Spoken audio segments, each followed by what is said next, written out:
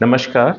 आज मैं इस वीडियो मैसेज में आपके साथ एक मोटर ओडी इंश्योरेंस क्लेम में जो बीमा कंपनी के अनुसार कंस्ट्रक्टिव टोटल लॉस क्लेम है, उनके जो ऑफर है जो उन्होंने इंश्योर्ड को दिया है, उसके विषय में चर्चा करूंगा और अपनी कुछ ओपिनियन साझा करूंगा। तो इसको शुरू करते हैं। ये मुझे कल शाम एक ईमेल आई थी जो गुजरात सूरत से थी, जो उस पॉलिसी के एड्रेस से पता चल रहा है। और इन्होंने मुझको इस विषय में कुछ सलाह मांगी थी और अपना ऑफर लेटर शेयर किया था। वैसे मेरी इनसे कोई फ़ोन पर बातचीत नहीं हुई है, सिर्फ मेल पे जो इनका ऑफर लेटर है या जो इन्होंने मुझे डिटेल लिखी उससे ही कुछ थोड़ी जानकारी हुई। मैंने इस संबंध में जो कुछ इंफॉर्मेशन मैं भेज सकता था वो मैंने इनको भेजी, और ये स्टडी करेंगे तो उसको पढ़ेंगे तो शायद बेहतर तरीके से जान जाएंगे। तो ये जैसा ऑफर लेटर है ये आज के समय में बड़ा कॉमन है total loss oblique constructive total loss claims में। और बहुत सारे लोग इससे दो चार होते हैं, तो मैं इसीलिए इस पर ये वीडियो मैसेज ला रहा हूँ। और मैं एक बार फिर बहुत हल्का सा बता दूं, मोटर ओडी इंश्योरेंस क्लेम में दो तरीके के क्लेम होते हैं।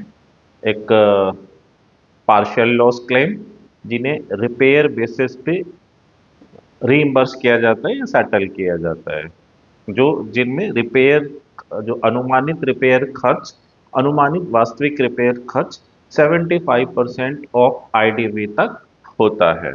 दूसरे क्लेम होते हैं जो constructive total loss oblique total loss claim.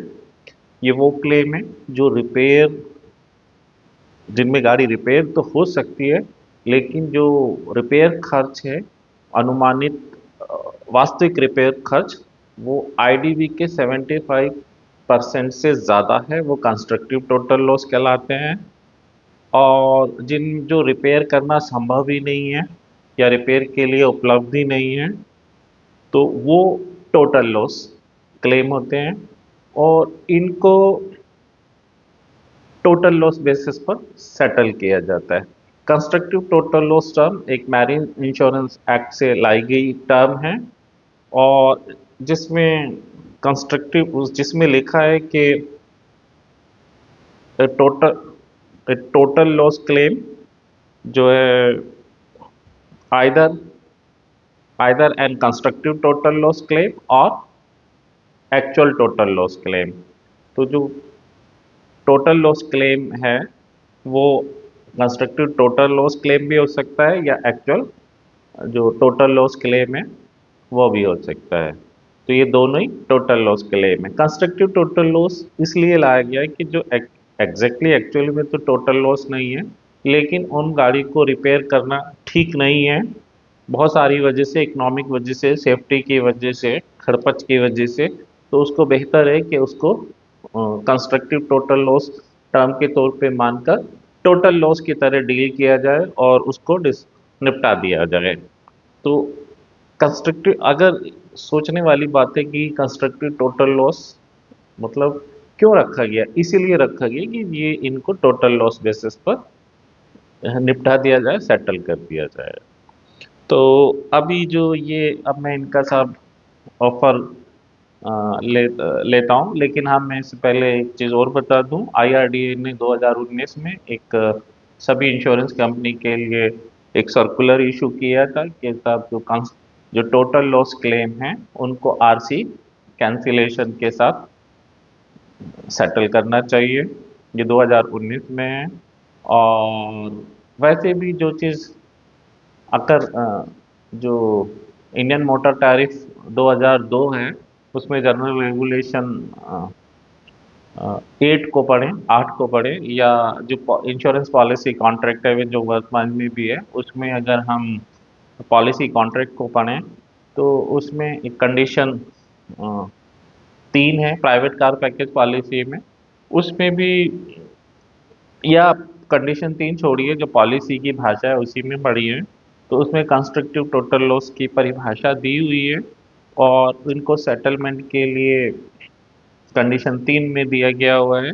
और वहाँ जो जो गाड़ी कंस्ट्रक्टिव टोटल लॉस या टोटल लॉस कुछ भी मानिए, उसमें जो कबाड़ गाड़ी है उसकी जो वैल्यू है, जिसे रैक वैल्यू बोलते हैं, कबाड़ वैल्यू, उस वैल्यू को एडजस्ट करते हुए क्लेम सेटलमेंट रीइंबर्समेंट करने के लिए लिखा हुआ है। तो बहुत से लोग उस जो रैक वैल्यू है उसका मिसयूज, बहुत से लोग मतलब मीन बहुत सारी इंश्योरेंस कंपनी और बहुत सारे उनसे संबंधित अप्रूव्ड सर्वेयर्स भी, जो मेरे बंधु ही हैं, वो भी इस तरीके की दलीलें दे, बहुत सारी दलीलें देकर इस तरीके का काम करने लगते हैं। और जो रैक वैल्यू के लिए वो बजाय उसको एज ए स्क्रैप या एज ए रैकेज बेचने के, उसको एज ए व्हीकल या गाड़ी या कार जो भी है बेचने लगते हैं विद रजिस्ट्रेशन सर्टिफिकेट और ब्लैंक 2829 जो आरटीओ से संबंधित फॉर्म होते हैं उस पर साइन कराते हैं और एक कबाड़ी को एक तय अमाउंट पर बिकवा देते हैं। और ये ब्लैंक होता है, वो जो कबाड़ी होता है वो उस गाड़ी का ग्राहक नहीं होता। वो उसको लेगा, उसको महीने 2 महीने 3 महीने में उसको रिपेयर करेगा जैसे भी उल्टा सीधा।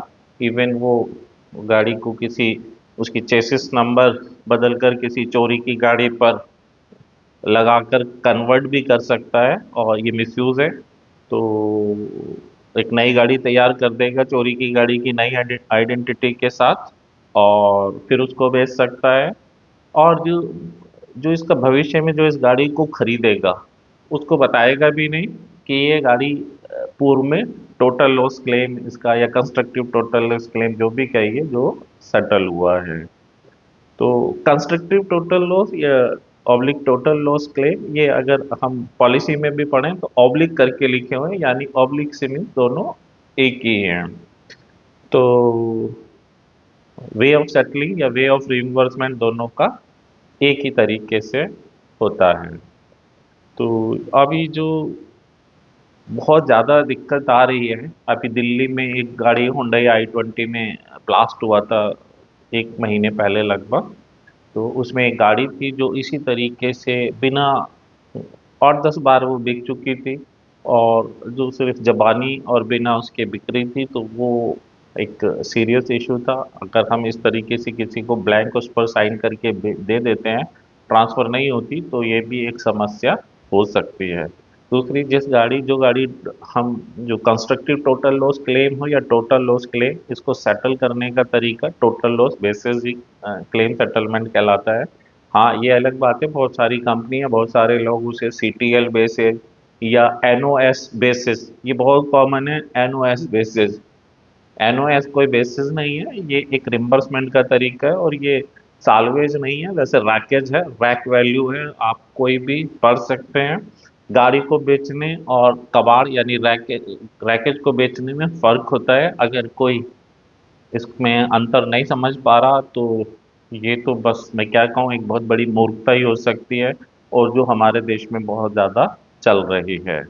तो आइए अब इस जो ये सूरत गुजरात से ये ऑफर लेटर है इंश्योरेंस कंपनी का, एक बड़ी प्राइवेट जनरल इंश्योरेंस कंपनी का ऑफर लेटर इंश्योर्ड के लिए। मैं किसी का नाम तो नहीं लूँगा क्योंकि मुझे किसी की किसी को बदनामी या किसी के बारे में नहीं कहना है। ये चूँकि बहुत कॉमन प्रैक्टिस है, और प्राइवेट जनरल इंश्योरेंस कंपनी जो है उनमें बहुत ज़्यादा है, सरकारी में भी है लेकिन कम है, लेकिन मैंने अनुभव सरकारी में भी किया है, और मोस्टली सभी सरकारी कंपनीज में किया है, लेकिन काफ़ी कम है। अब ये है साहब, ये ऑफर लेटर है 12/12/2025, यानी कि बिल्कुल हाल फिलहाल का ही है, वो कल मुझे आया है।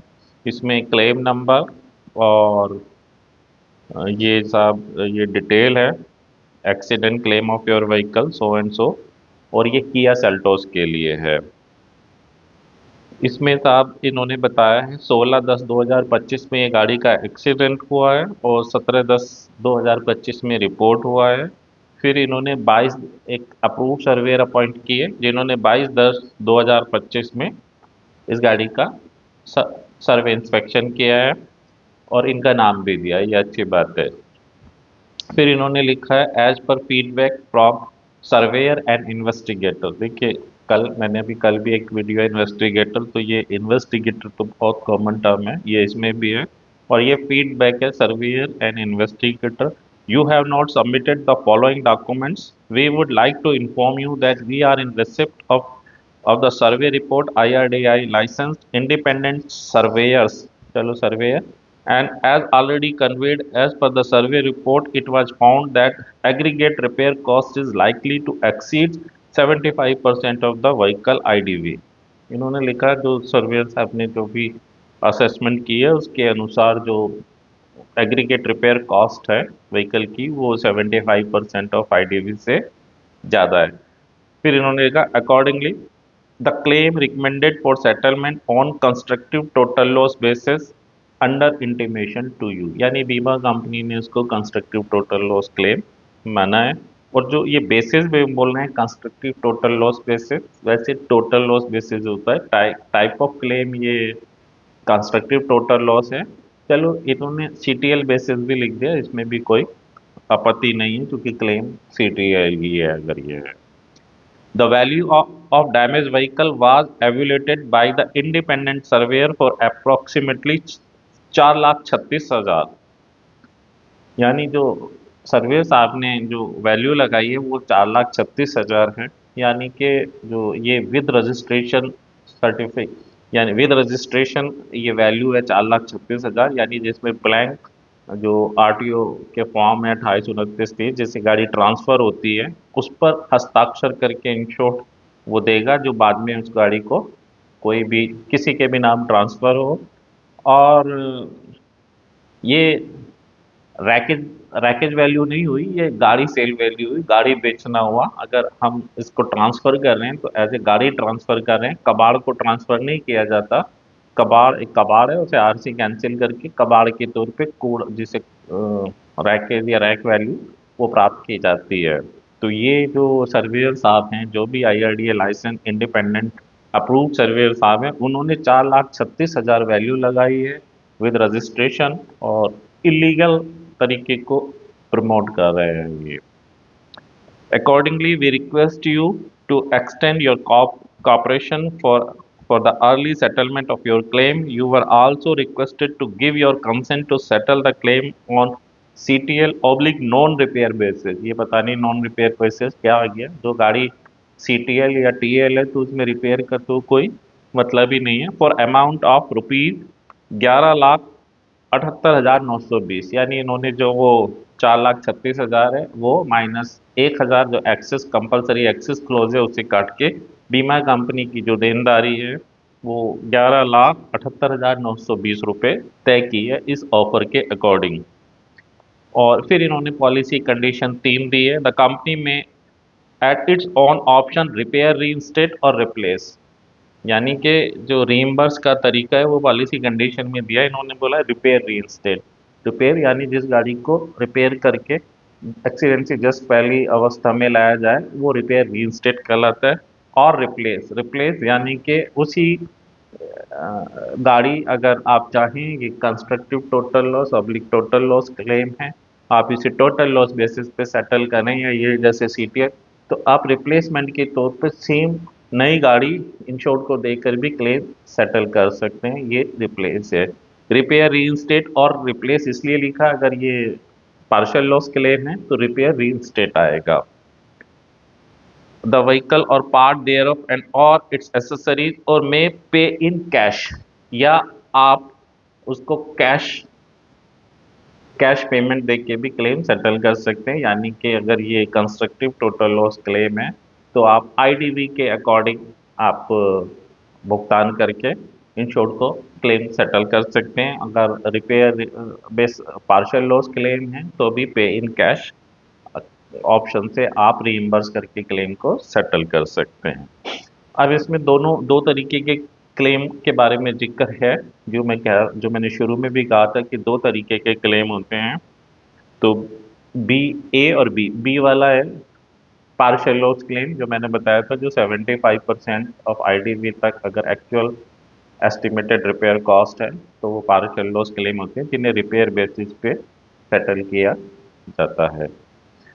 तो अभी हम चूंकि इस ऑफर की बात कर रहे हैं, तो इसमें ए ऑप्शन है फॉर, ये पॉलिसी कंडीशन तीन है प्राइवेट कार पैकेज पॉलिसी की। अगर कॉमर्शियल होगी तो चार कंडीशन होगी। तो for total loss oblique constructive total loss of the vehicle dash the insured declared value IDV of the vehicle including accessories thereon as specified in the schedule less the value of the rack। ये इन्होंने liability के लिए यानी reimburse के लिए जो बीमा company की मैक्सिमम लाइबिलिटी है उसके लिए दिया हुआ है। इसमें दिया हुआ साहब IDV minus and the liability of the company loss them is less the value of the rack, यानी कि उसका एडजस्टमेंट के लिए लिखा। तो ये जो वैल्यू ऑफ द रैक लिखा, ये कबाड़ वैल्यू, रैक शब्द कबाड़ के लिए इस्तेमाल होता है। तो गाड़ी बेचना और कबाड़ बेचने में बहुत बड़ा फर्क है। तो ले और इसके बाद लेकिन जो ये कंपनी है, जो ये अप्रूव सर्वेयर के तरफ से जो इन्होंने इंश्योर्ड को ऑफर दिया है, उसमें जो 4,36,000 वैल्यू है वो रैक वैल्यू नहीं है, वो गाड़ी as a car selling price है।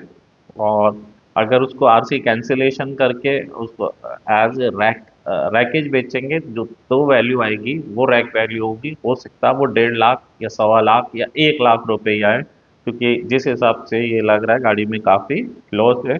और उसको पुराने पार्ट्स बेचने के काम में इस्तेमाल किया जा सकता है। लेकिन अगर ये एज ए व्हीकल, तो इसे उल्टा सीधा रिपेयर कराकर या चोरी की गाड़ी को इस पे कन्वर्ट करके फिर बेचने की संभावना है। और जो एक भविष्य में जो ग्राहक इसको खरीदेगा उसके साथ भी धोखाधड़ी होगी। तो इसमें फिर साहब एक लास्ट में नोट है, further, as an insurance company, we have no role in the salvage disposal and have only assisted you for your satisfaction। देखिए, बीमा कंपनी कह रही साल्वेज डिस्पोजल में हमारा कोई रोल नहीं है भाई। ये पॉलिसी कॉन्ट्रैक्ट है, क्लेम सेटलमेंट हो रहा है, कॉन्ट्रैक्ट के अकॉर्डिंग हो रहा है। क्लेम इंडेमनिफिकेशन या सेटलमेंट की जिम्मेदारी किसकी है? बीमा कंपनी की है। अगर ये टोटल लॉस या सीटीएल क्लेम जो भी इसको कह रहे हैं, उसमें आईडीवी के अकॉर्डिंग, अभी हम आईडीवी मानते हैं, एड ऑन आरटीआई वगैरह, अभी हम कोई चीज़ उस पर नहीं कर रहे, आईडीवी मान लेते हैं। तो अगर आईडीवी को इंडेमनीफाई करने की, इंडेमनिफिकेशन की, क्षतिपूर्ति की जिम्मेदारी किसकी है? बीमा कंपनी की। बीमा कंपनी उस साल्वेज वैल्यू जो भी वो कह रही है उसका इस्तेमाल कर रही है इंडेमनिफिकेशन में, तो बीमा कंपनी की रेस्पॉन्सिबिलिटी क्यों नहीं है? बिल्कुल रेस्पॉन्सिबिलिटी है। इवन ये शब्द सैल्वेज वैल्यू कहने हैं, वैसे रैकेज वैल्यू या रैक वैल्यू आता है, लेकिन अगर सैल्वेज वैल्यू और सैल्वेज के डिस्पोजल का पढ़ना है तो आईआरडीए ने master circular 2024 protection of policy holders issue किया है, जिसमें दिया हुआ है कि साल्वेज के डिस्पोजल की जिम्मेदारी इंश्योरेंस कंपनी की होगी, इंश्योर्ड की नहीं होगी। बीमा कंपनी अपनी साल्वेज को इंश्योर्ड से ले सकती है और उसे खुद डिस्पोजल करे। तो अगर इसे ये साल्वेज ही मान रहे हैं, तो भी ये बीमा कंपनी की मास्टर सर्कुलर कोई इंश्योर्ड ने थोड़ी बनाया, ना मैंने बनाया, ये बीमा नियामक ने बनाया है।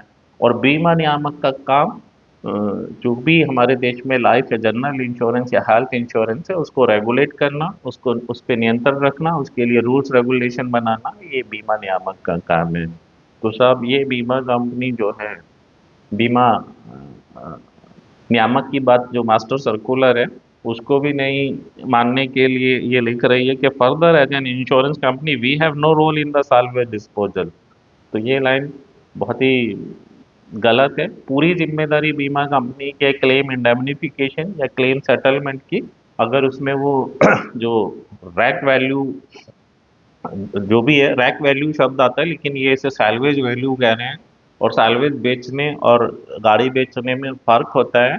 और अगर कल के दिन कोई मिसहैपनिंग होगी, कोई इलीगल एक्ट होगा, तो कौन जिम्मेदार होगा? इंश्योर्ड होगा। जी, चूंकि ये तो लिख के दे रहे हैं, ये एक कंसेंट फॉर्म दिया है, उसमें सारी जिम्मेदारी इंश्योर्ड के लिए होगी। एक गाड़ी एक फौजी आदमी ने इसी तरीके से बेच दी, दे दी इंश्योरेंस कंपनी के कबाड़ी को, फॉर्म 28, उसने वो गाड़ी रिपेयर करके एक आगे बेच दी और गाड़ी ट्रांसफर नहीं हुई। उसके कुछ समय बाद उस गाड़ी से एक बड़ा एक्सीडेंट हुआ और उसमें एक व्यक्ति की डेथ हो गई। और जो गाड़ी चला रहा था उसके पास ड्राइविंग लाइसेंस भी नहीं था, और वो एक थर्ड पार्टी क्लेम आया हुआ है, और उसके लिए कौन पार्टी बना है, उसके लिए पार्टी बनी है जो फौजी साहब हैं वो, जबकि उनका कोई रोल नहीं था। और वो सीधे सच्चे जैसे बीमा कंपनी ने कहा उन्होंने उस हिसाब से ब्लैंक 2930 पर फॉर्म करके गाड़ी को बेचा था। लेकिन ये तरीका गलत था फौजी साहब का।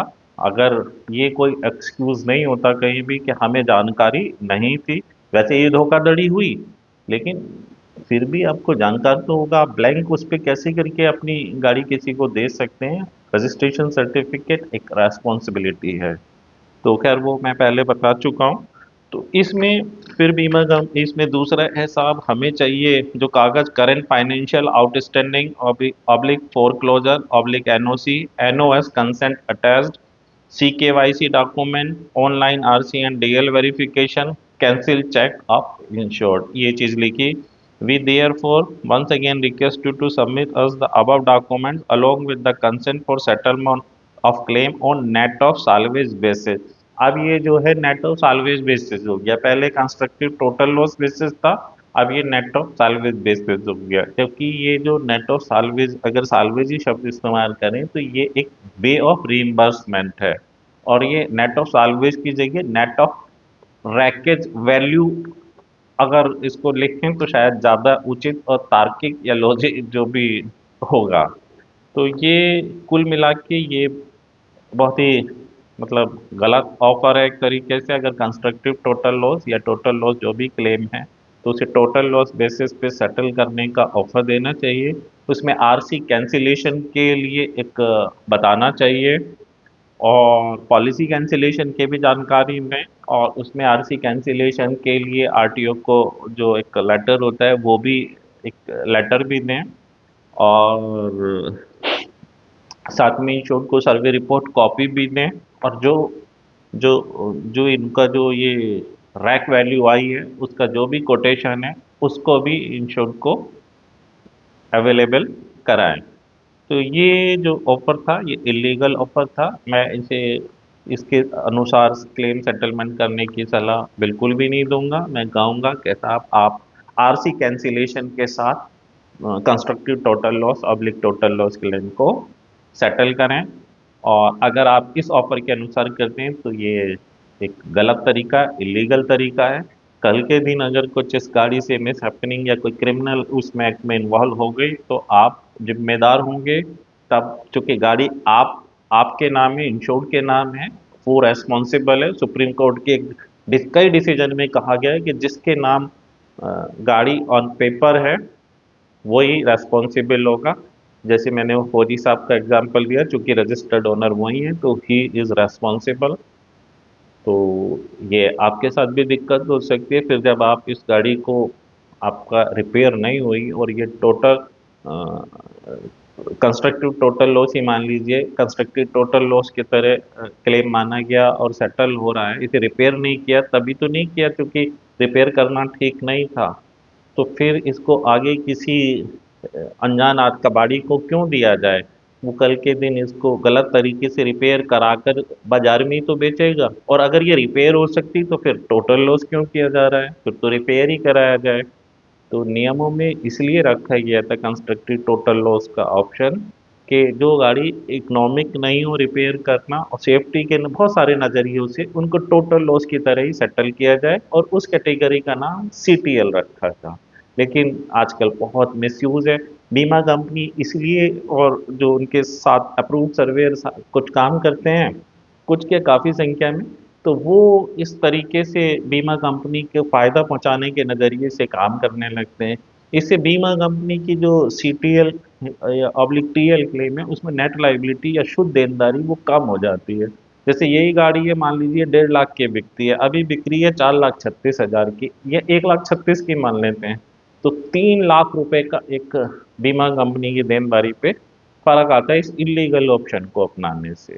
तो ये एक गलत दिशा है, इस पे रोक लगनी चाहिए, और इसलिए मैं ये वीडियो लाया हूँ, और ये काफ़ी लंबा हो गया है। अब मैं इस वीडियो को विराम देता हूँ। नमस्कार।